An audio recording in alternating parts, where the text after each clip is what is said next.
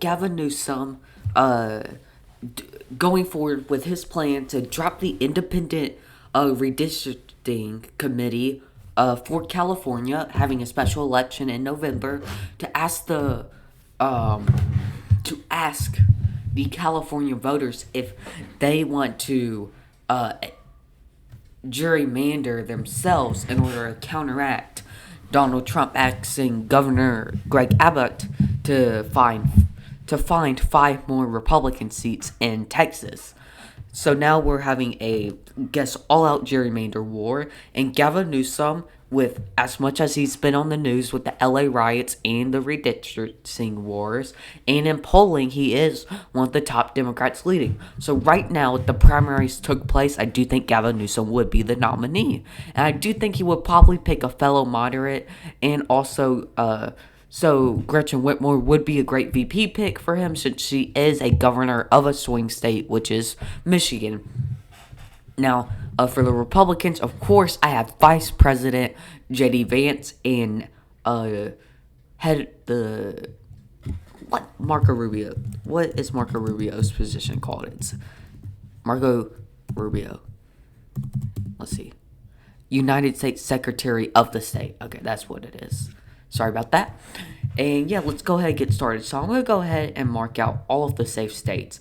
Now, some important knowledge to think about going into this election. Number one, Gretchen Whitmer, very popular governor in Michigan, swing state, definitely is going to help Democrats. Number two, J.D. Vance is worse on polling than Donald Trump is. Donald Trump polls around a negative 6% disapproval rating. J.D. Vance right now is polling around negative 6.4. So voters dislike J.D. Vance more on average than they dislike Donald Trump. So we clearly see that J.D. Vance is not a very strong candidate, first off, for the Republicans. Also, J.D. Vance does not have that magic that Donald Trump has. As we see, Donald Trump is very charismatic and definitely what's the word? Definitely has some like energy to him.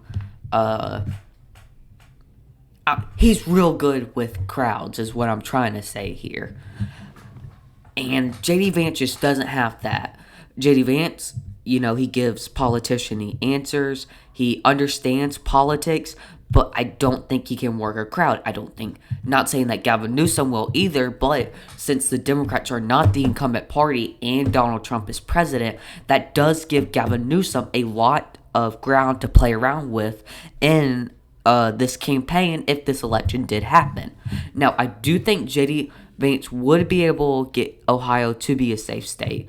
As we saw, Trump won it by 8% in 2020, and then in 2024, Ohio went to Trump by 11.2%. We could possibly, honestly, Ohio may not be a safe state.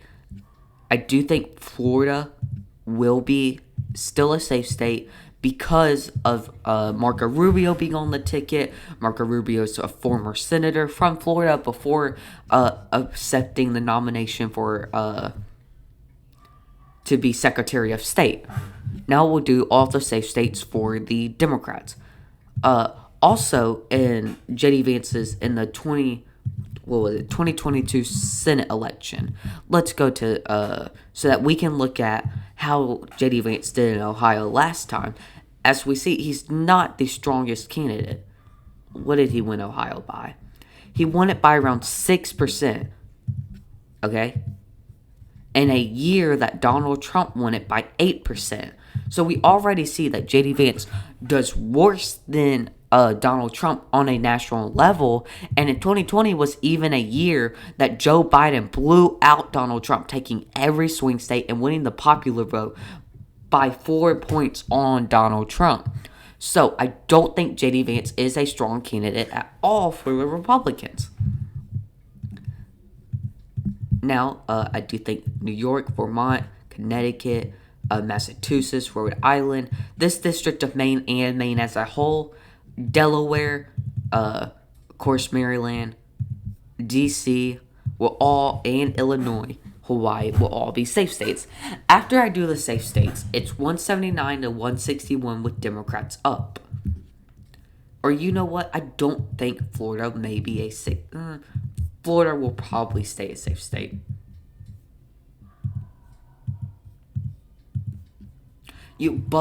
Okay, you know what? Now I think about it, Florida probably won't be a safe state because Ron DeSantis, very popular governor of Florida, leaves office or in 2026, either late 2020, I believe early 2027. So there will be a full year of a different Republican governor, probably Brian Donalds, or possibly Ron DeSantis' wife, which will be probably pretty unpopular compared to Ron DeSantis.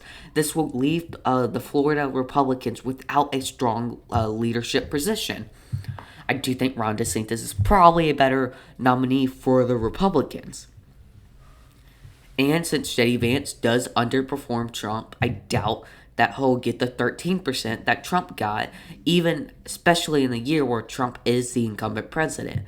I don't think it will go back down to 3.4% margins, but it'll probably go somewhere around possibly close to the 5, maybe 8% margins. So now let's move on to the likelies, which will be Florida, Ohio, and Texas, where Gavin Newsom and Gretchen Whitmer will take New Jersey, likely, Virginia, and New Mexico will all be likely. This district of Maine will go to J.D. Vance and Marco Rubio by around 8, maybe 7 points. New Jersey, Virginia, and New Mexico, I all expect to go to Gavin Newsom, Gretchen Whitmer by around 7 to 6% margins. Now, I don't believe Minnesota will be a likely. Joe Biden won it by 7 points in the 2020 election. And then in 2024, even with Governor Tim Walz on the ticket, Harris only won it by 4.2%. So I do expect Minnesota to go to the Dems by around maybe 4 or 5 points, and same with New Hampshire.